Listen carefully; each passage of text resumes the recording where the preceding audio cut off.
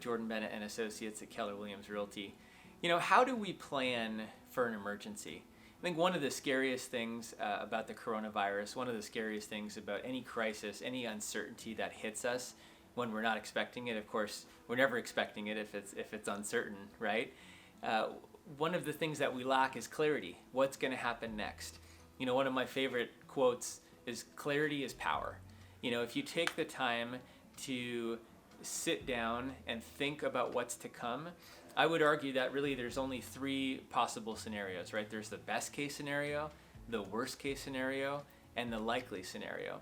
I would say especially for business owners, one of the things that we need to do is have in our minds, what do those three scenarios look like?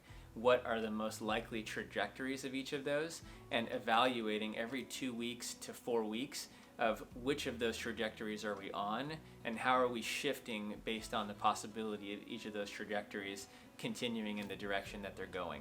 So if we have a plan for that worst case, best case, and most likely case scenario, we really limit the uncertainty. Of course, we don't have full control over anything, and things can change dramatically for the better or for the worse.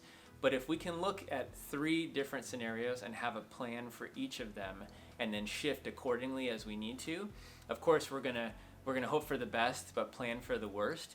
And in having that clarity, you're gonna have a strategic plan in place, and then instead of managing by chaos and just wishful thinking, you now have a strategic plan where you can look at 2 weeks, at 4 weeks, at 8 weeks, at 12 weeks, which of these scenarios are we on and what changes do we need to make every 2 to 4 weeks so that we do not, bankrupt ourselves, so that we don't hurt our relationships, so that our health doesn't fall apart.